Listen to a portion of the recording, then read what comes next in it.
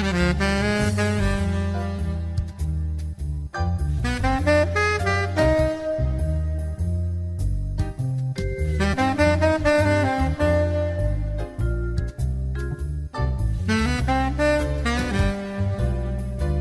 amis, chers auditeurs, bonjour, Monique Nakache à l'antenne pour Paris Culture et Spectacle. Alors aujourd'hui, j'ai le grand bonheur de recevoir toujours via Zoom Michael Dichter, à qui je dis avant tout bonjour Michael. Bonjour Monique. Michael, tu nous arrives avec un premier roman qui est un petit bijou. Je le montre à l'antenne.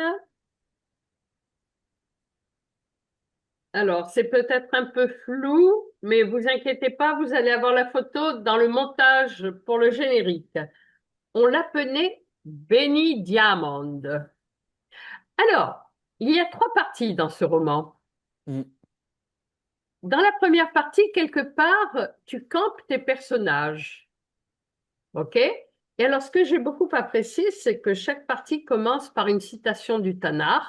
Entre autres, la première, car il sème le vent, qui est tiré de Hoshea. Donc, c'est le verset 8-7. Pour ceux qui voudraient faire une recherche, c'est très facile.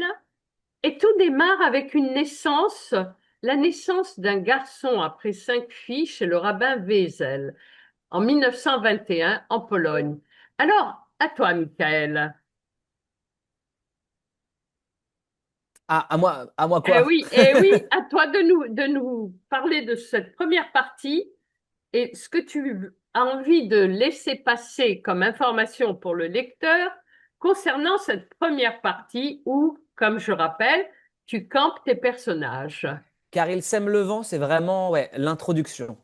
Donc on a plusieurs personnages. On démarre avec comme tu le disais, ce garçon qui va naître après 5 filles et que qu'on attend parce qu'il va devenir le successeur du grand rabbin de ce shtetl en Pologne, en région de Cracovie.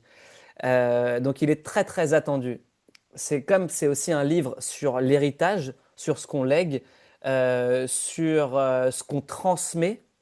Et dans cette communauté-là, y compris dans la suivante qu'on va suivre, parce que le cœur du livre se passe à Anvers dans les années 60, dans le milieu du diamant. Et c'est vrai que c'est aussi un milieu qui se transmet de père en fils et de génération en génération. Donc c'était important de démarrer avec une rupture du passé. Et cette rupture-là, elle vient avec Yehuda, un personnage qui arrive sur le chapitre 1 et qu'on retrouvera que quelques chapitres plus tard, parce que si on démarre le livre au chapitre 1 en 1921, le chapitre 2 commence tout de suite début des années 60. Et la question, en tout cas l'une des questions, c'est qu'est-ce qui se passe pendant ces 40 ans? Qu'est-ce qui s'est passé pour qu'on rejoigne finalement notre personnage principal qui s'appelle Benny? Et donc on démarre le chapitre 2 avec la naissance de Benny. Et il y a toujours Euh, une inversion des valeurs, c'est que Yehuda est censé prendre la suite du Rav Wiesel, donc en Pologne, dans le shtetl des années 20, mais Béni aussi est censé prendre la suite du père dans le monde de la Torah. Il y a vraiment un effet de balance qui est très, très intéressant à suivre. ouais, Alors, justement, comme tu disais, Béni, on assiste à la naissance de Béni. Béni rentre à l'école. Tu campes tes personnages, l'amitié indéfectible avec Mendel et Golda, la rivalité avec Avrumi. On ne dira pas qui sont ces personnages parce que je vous invite à le lire et à retrouver ces personnages, car Michael fait des sauts de 20 ans en 20 ans en réalité pour retrouver certains des personnages. Et il y a donc deux mondes. Il y a le monde de la Bourse du Diamant à Anvers, qui est principalement à l'époque géré par les ultra-orthodoxes juifs. Puis après, on voit l'arrivée des autres communautés. pas forcément les ultra-orthodoxes juifs, qui est géré. Alors la bourse à cette époque-là est quasiment exclusivement tenue par des juifs, pas forcément des Ah, pas ultra-orthodoxes. tous Il se trouve, orthodoxes. ah non, non, non, il se trouve que Béni, lui, naît dans une famille juive orthodoxe, avec son père qui est Moshe, qui est le shamash même de la synagogue. et un grand-père, lui, qui a fait fortune dans le diamant. Sauf que le grand-père ne parle plus au père, et donc du coup, le père a une autre attente que celle de son grand-père qui a fait fortune dans le diamant. Lui, il a pris une autre voie qui est celle de la religion. Et il espère pour Béni que Béni suivra la même voie que lui et deviendra rabbin si c'est possible, mais en tout cas qui suivra le chemin de la Torah. Sauf que ce saut de génération et les silences qui vont avec vont créer chez Béni une sorte de frustration et en même temps un fantasme de ce monde qui lui est interdit, qu'est le monde du diamant. Et à partir de là, les envies de Béni vont différer des envies de son père pour lui. Et c'est ce qui se passe très souvent, hein. On a des attentes pour nos enfants. Euh, je pense hein, que le fait qu'ils créent leur propre chemin, c'est très important. C'est important qu'ils deviennent soi, quoi. Et là, Donc voilà. on va rentrer dans le monde personnel, Michael, parce que tu tiens à remercier ta maman qui t'a laissé choisir. Ma question concernant la filiation, tous tes renseignements te viennent de ton père et de ton grand-père, si j'ai bien compris. Les deux familles, maternelle et paternelle, ont baigné dans ce monde. Alors non, uniquement ma famille paternelle. J'ai une D'accord. famille paternelle alors, même si mon père est né en Israël, c'est une famille qui a émigré ensuite en Belgique, qui venait de là au départ, et puis ensuite il y a eu la guerre, donc ils y sont partis, puis revenus. Et la famille de ma mère, elle, non, pas du tout. Moi, j'ai grandi avec ma maman, on a grandi en banlieue parisienne, et je faisais des sauts à Anvers parce que mes parents étant séparés, je passais beaucoup de temps aussi chez mon papa. Et donc, j'ai aussi baigné dans ce milieu-là. Mais j'ai vraiment vécu dans les deux, dans ces deux milieux-là. Donc, un milieu qui était traditionnel, celui de ma maman, dans une vie ouais, banlieue parisienne où tout le monde peut se reconnaître. En tout cas, tout le monde. Où on peut se reconnaître quand on est français et qu'on vient de là. Mais j'avais aussi une autre identité qui était d'être, à cette époque-là, en tout cas, le petit-fils du plus vieux courtier d'Anvers. Donc à Anvers, j'avais un tout autre statut, puisque la famille de mon père, elle, travaillait dans le diamant depuis toujours. Et tu précises qu'en fait, cette bourse du diamant est coincée dans un périmètre qui comprenait 3 rues. 3 rues. C'est toujours le cas. C'est toujours le cas. La bourse du diamant d'Anvers, ça a beau être la bourse la plus grande et la plus prestigieuse au monde, et d'autant plus dans les années 60, c'était vraiment le cœur battant du diamant mondial. Elle est contenue dans 3 rues. Alors, ce qui est très riche, c'est de voir un petit peu tous ces détails, parce que honnêtement, j'ai lu ce roman, lu et relu, car on a vraiment l'impression d'être confronté à un synopsis le plus détaillé possible. Chaque Bah, personnage et chaque scène est très détaillée. On voit très bien les ciseaux sont à droite, le, la règle est à gauche.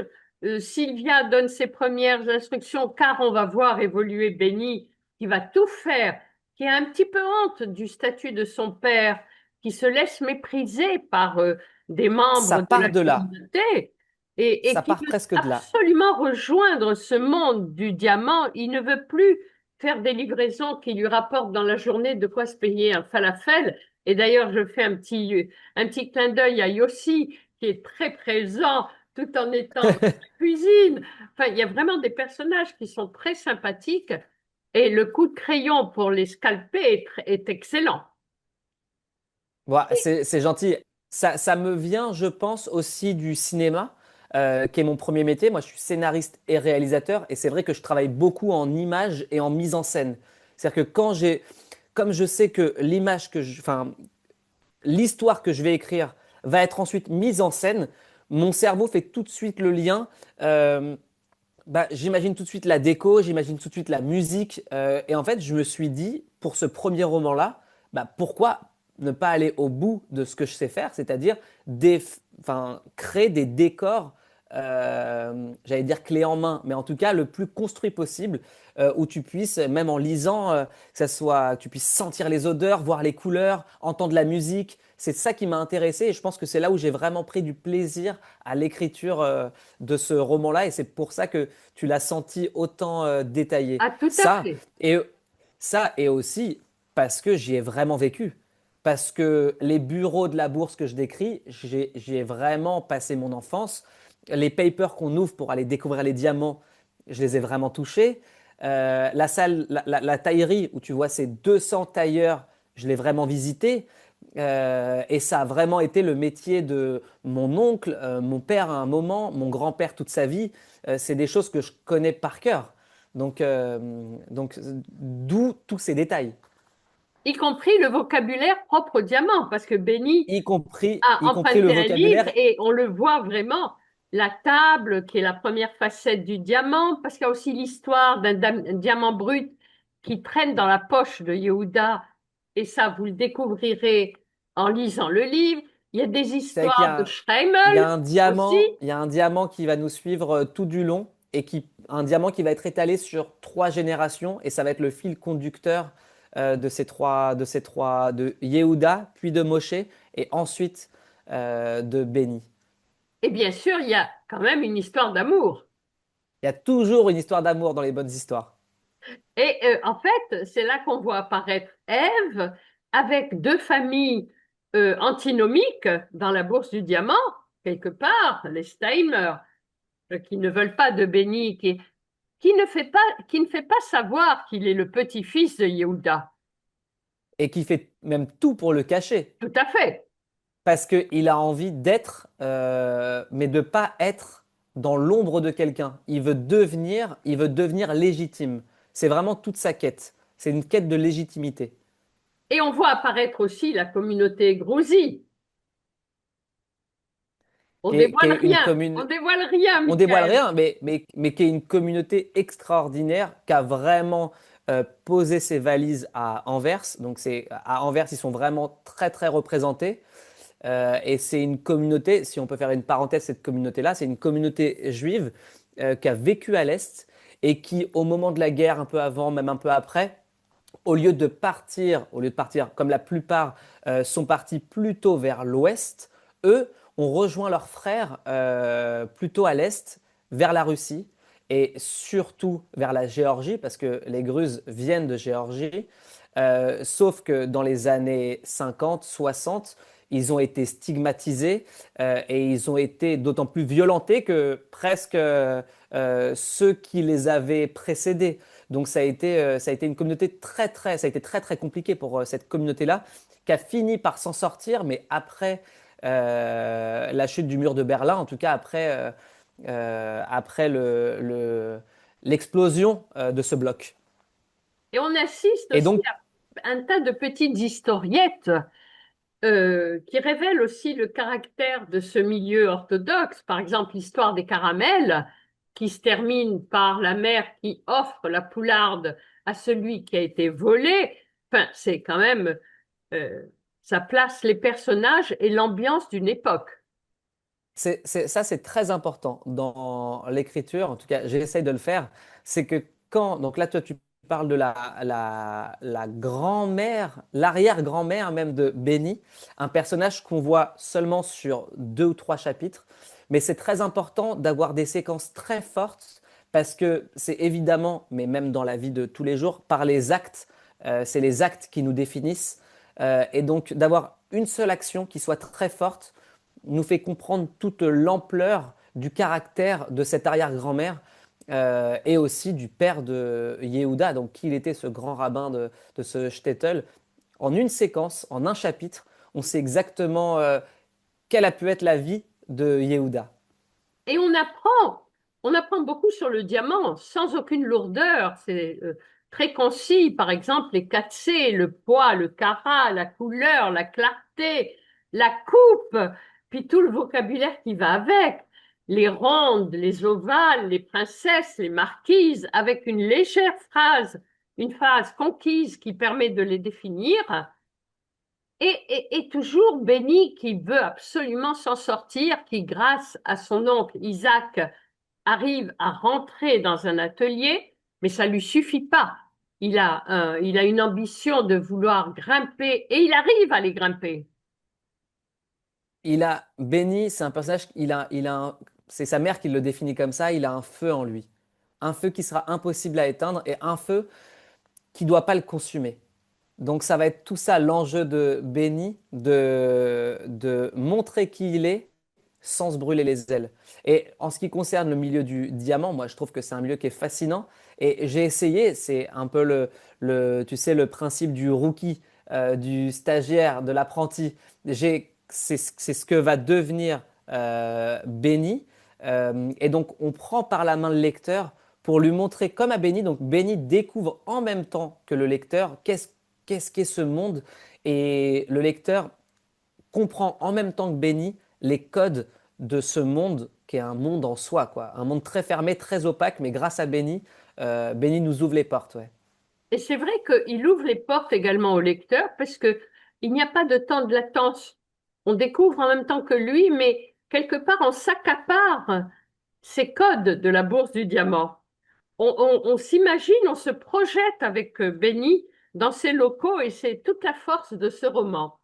Et alors, dans cette histoire d'amour, donc, que tu as tenu à détailler et qui est très bien décrite, parce que là aussi, c'est vraiment un synopsis, on voit tout à fait Benny qui avance parallèlement à sa réussite dans cette bourse où il devient courtier, où il a la carte de la bourse qu'il va perdre malheureusement.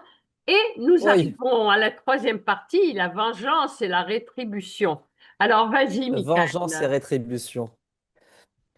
Si la première partie, c'est car ils sèment le vent, la seconde, alors ils récolteront la tempête, il y a en fait, c'est important que chaque acte a une conséquence. C'est vraiment le principe de cette citation du Tanakh et qui va joindre la partie 1 et la partie 2. La troisième partie, c'est celle qui, je pense, est la plus importante dans le judaïsme. C'est la notion du libre arbitre. Qu'est-ce que je fais de tout ça? Une fois qu'il y a eu les actes et les conséquences, qu'est-ce que moi j'en fais? Euh, Après, je ne peux pas dévoiler ce qui se passe dans la troisième partie, mais c'est vraiment, j'ai essayé de mettre au cœur de ce livre quelques notions, moi, qui m'ont été inculquées et qui sont ressorties de tout ce qu'on a pu m'apprendre. C'est vraiment cette notion de libre arbitre. Une fois que tout est arrivé à Béni, qu'est-ce qu'il en fait? Mais de la même manière, qu'est-ce qu'on fait de ce qu'on nous a transmis? Peu importe ce qu'on nous a transmis. La vraie question, c'est pas de savoir qu'est-ce qu'on m'a transmis, mais vraiment, qu'est-ce que moi maintenant j'en fais? Et ça va être, c'est ce qui va se passer pour la troisième partie de Benny. Après tout ce qu'il a vécu, tout ce qu'il a enduré, quelle va être sa décision à lui? Plus portée par le choix de son père ou de son grand-père, mais qui il est vraiment. C'est l'objet de la troisième partie. Vraiment, merci beaucoup pour ce livre très agréable à lire de Michael Dichter aux éditions Les Léonides. On l'appelait Béni Diamande. Merci, Michael. Merci Monique. Quant à moi, chers amis, je vous dis à la semaine prochaine. Monique Nakache pour Paris Culture et Spectacle.